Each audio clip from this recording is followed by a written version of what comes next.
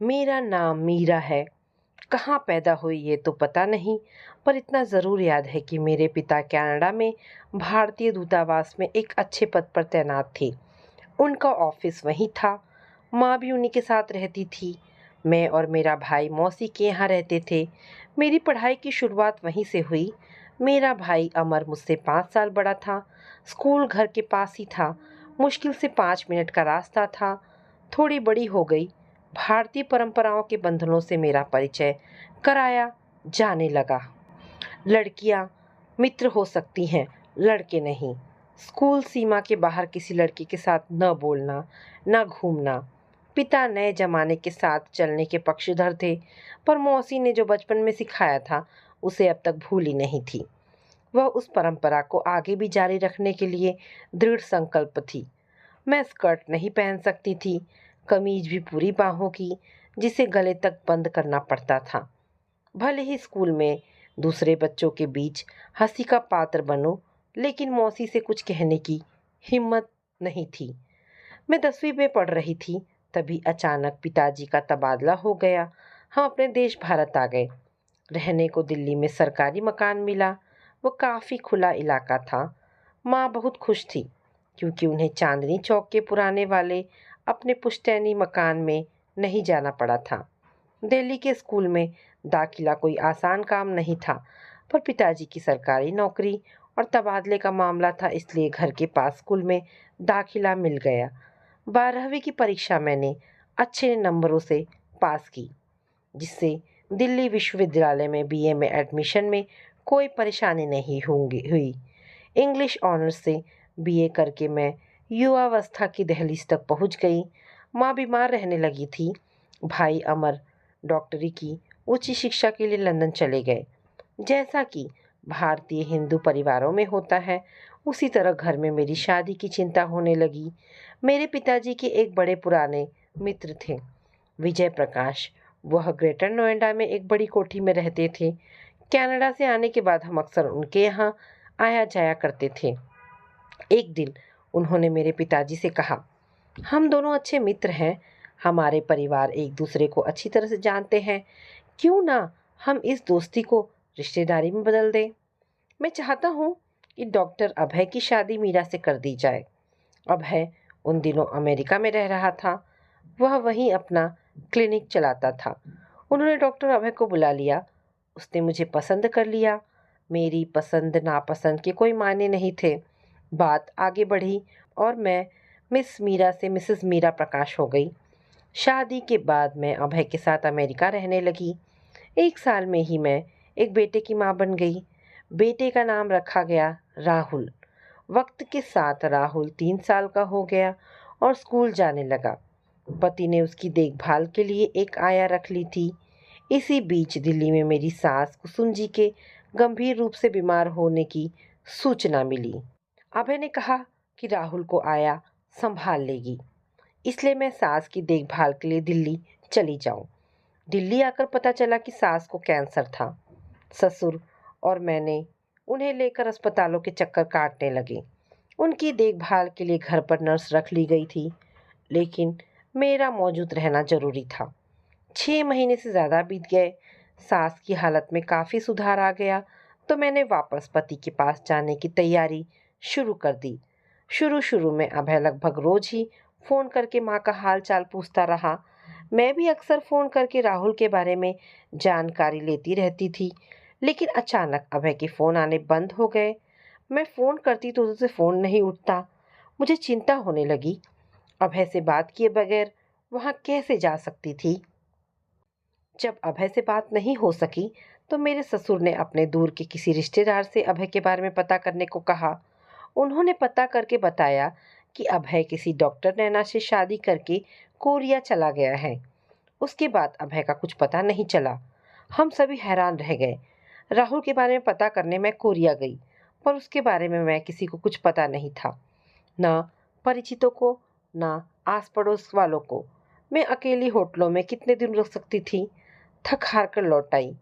मेरे ससुर और पिता की तमाम कोशिशों के बाद भी न अभय का पता चला, न राहुल का। एक गहरा घाव भीतर ही भीतर रिश्ता रहा। कुछ दिन बीते थे कि मेरे माता पिता की एक सड़क हादसे में मौत हो गई।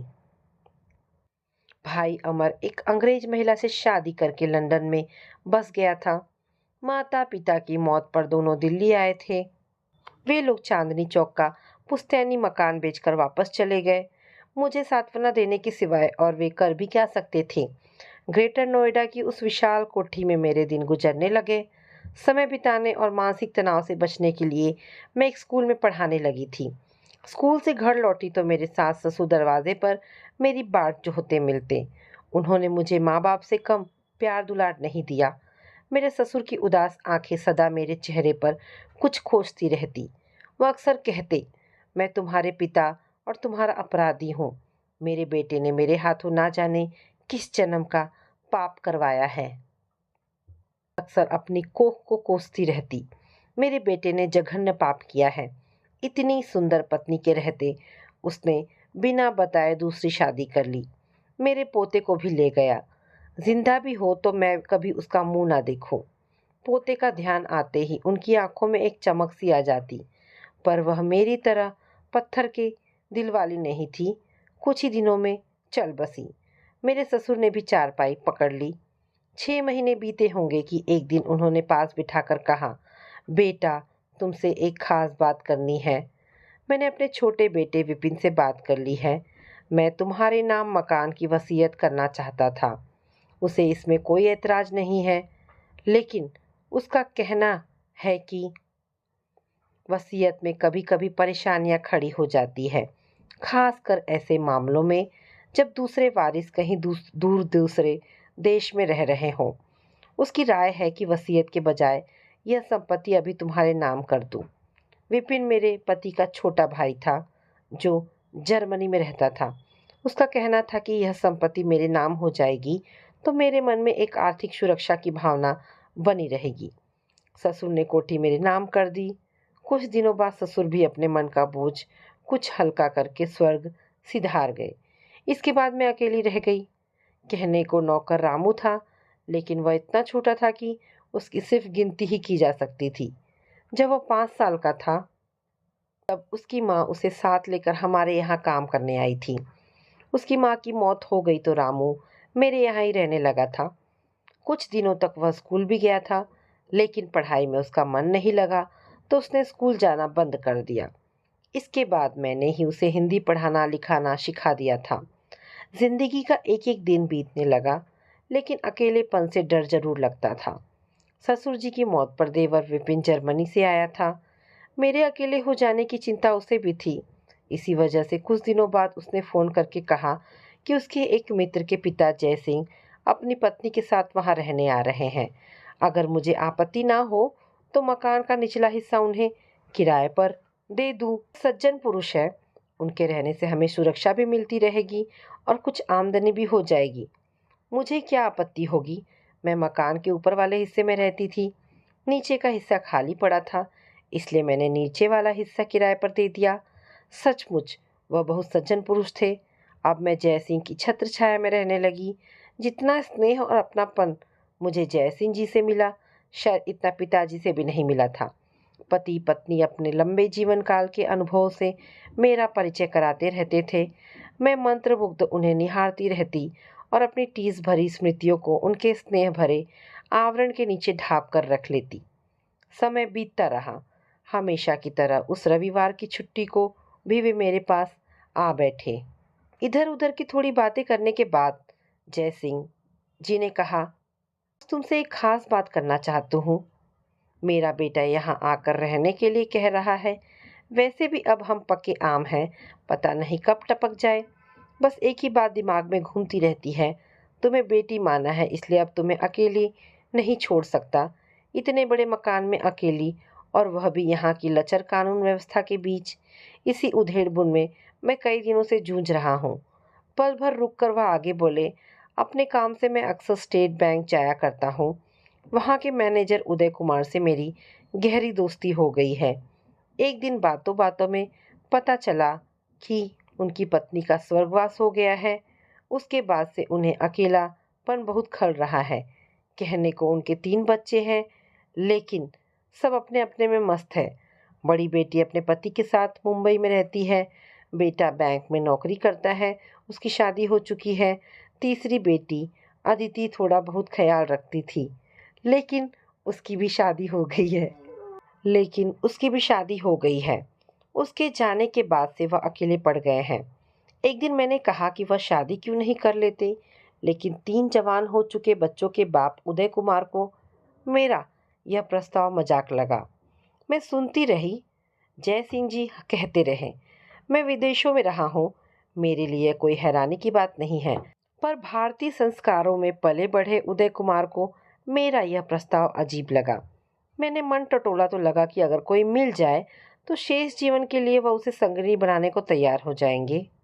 मैंने उनसे यह सब बातें तुम्हें ध्यान में रखकर कही थी, क्योंकि मेरा सोचना था कि तुम बाकी का जीवन उनके साथ उनकी पत्नी के रूप में गुजार लोगी, क्योंकि औरत का अकेली रहकर जीवन काटना कष्टकर तो है ही, डराने वाला भी है। इसके बाद एक दिन जयसिंह जी उदय कुमार को मुझसे मिलवाने के लिए घर ले आए। बातचीत में वह मुझे अच्छे आदमी लगे, इसलिए 2 बार मैं उनके साथ बाहर भी गई। काफ़ी सोचने और देवर से सलाह करके मैंने जयसिंह जी के प्रस्ताव को मौन स्वीकृति दे दी। इसके बाद उदय कुमार जी ने अपने विवाह की बात बच्चों को बताई तो एक बार की सभी सन्न रह गए। बड़ी बेटी को कोई आपत्ति नहीं थी। अदिति अपने पिता की मनस्थिति और घर के माहौल से परिचित थी, इसलिए उसने भी सहमति दे दी। पर बेटा अमित और बहू सरोज बौखला उठे, लेकिन उनके विरोध के बावजूद हमारी शादी हो गई। शादी के 4 दिनों बाद अमित अपना सामान लेकर सरोज के साथ किराए के मकान में रहने चला गया। मुझे अच्छा नहीं लगा। मैं सोच में पड़ गई। अपने अकेलेपन से छुटकारा पाने के लिए मैंने एक बेटे को उसके पिता से अलग कर दिया। मुझे अपराध बोध सा सताने लगा। लगता बहुत बड़ी गलती हो गई। इस बारे में मैंने पहले क्यों नहीं सोचा। अपने स्वार्थ में दूसरे का अहित करने की बात सोचकर मैं मन महसूस कर रह जाती। भीतर एक टीस सी बनी रहती। पर मैंने आशा का दामन कभी नहीं छोड़ा था। फिर अब क्यों चैन से बैठ जाती। मैंने एक नियम सा बना लिया। स्कूल से छुट्टी होने के बाद मैं सरोज से मिलने उसके घर जाती। एक गाना है ना, हम यूं ही अगर रोज मिलते रहे तो देखिए एक दिन प्यार हो जाएगा। सरोज एक सहज और समझदार लड़की थी।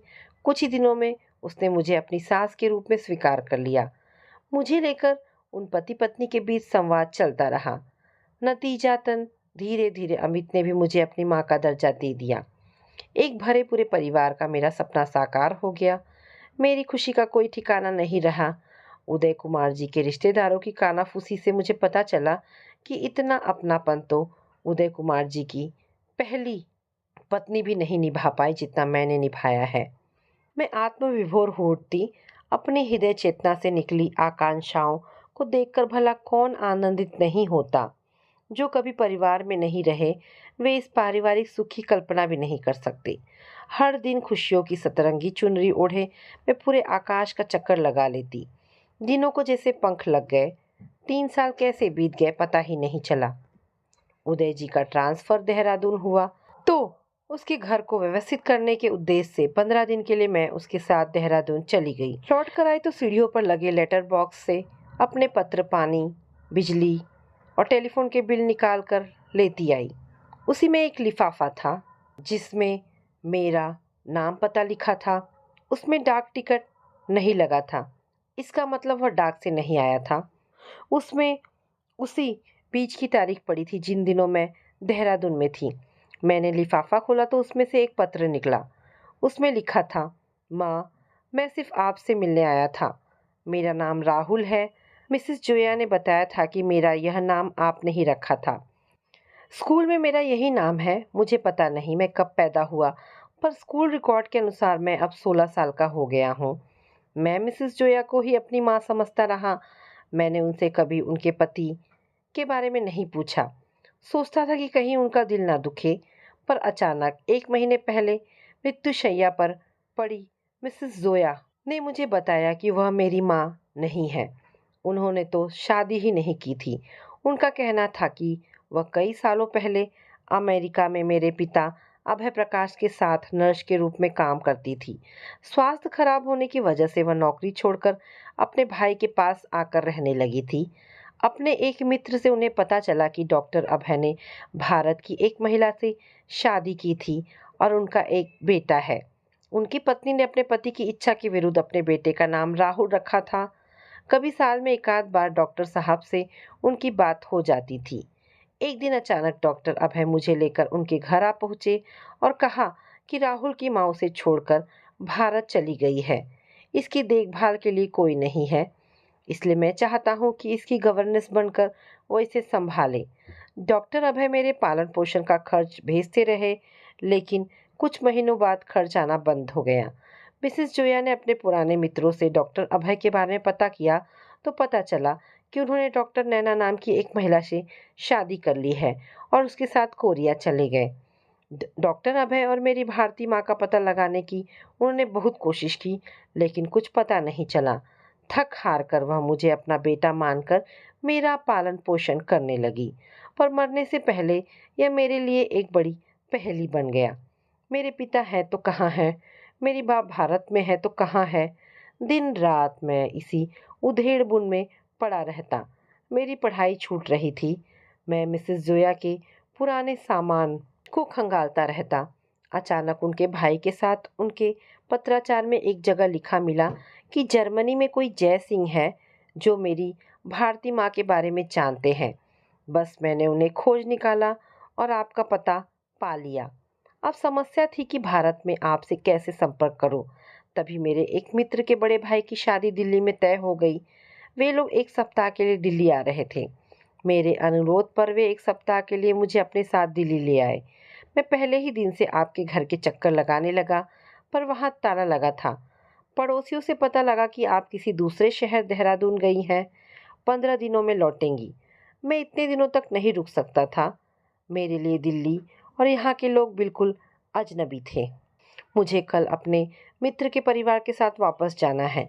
अपने भीतर एक गहरी पीड़ा लिए मैं वापस जा रहा हूँ, लेकिन आशा की डोर थामे हुए। नीचे मेरा पता और फ़ोन नंबर लिखा है। मेरे मित्र का फ़ोन नंबर और पता भी लिखा है। आप मेरा यह पत्र पढ़ते ही मुझे फ़ोन करना। अब दुनिया में सिवाय आपके मेरा कोई नहीं है। आशा है आपसे जल्दी ही मिल पाऊंगा। आपका राहुल। पत्र पढ़ते ही मेरा चेहरा बदरंग हो गया। सहमी और अधमरी सी हो गई मैं। मेरे भीतर का गहरा भाव मेरे भीतर का गहरा घाव फिर हरा हो गया। मैं कैसी माँ हूँ, अपने ही बेटे को भूल गई। बेटा तड़प रहा है और मैं। मेरे पति उदय कुमार जी ने मेरा अवाक चेहरा देखा तो मेरे हाथ से पत्र लेकर एक सांस में पड़ गए। उन्होंने कहा, इतनी बड़ी खुशी, चलो अभी फ़ोन करो। मोबाइल इंटरनेट का ज़माना नहीं था। एसटीडी पर फ़ोन किया। कई घंटे बाद फ़ोन मिला।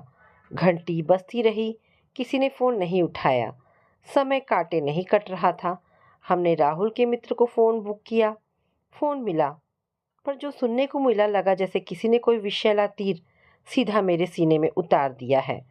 उसने बताया, राहुल ने एक सप्ताह पहले ही आत्महत्या कर ली थी। मरने से पहले उसने अपनी स्कूल की कॉपी के आखिरी पन्ने पर लिखा था, मेरा इस दुनिया में कोई नहीं। काश मिसेस जोया मरने से पहले मुझे यह ना बताती कि वो मेरी माँ नहीं थी। मैं अन्य अनाथ बच्चों की तरह मन महसूस कर रह जाता, पर माँ बाप के होते हुए भी मैं अनाथ हूँ।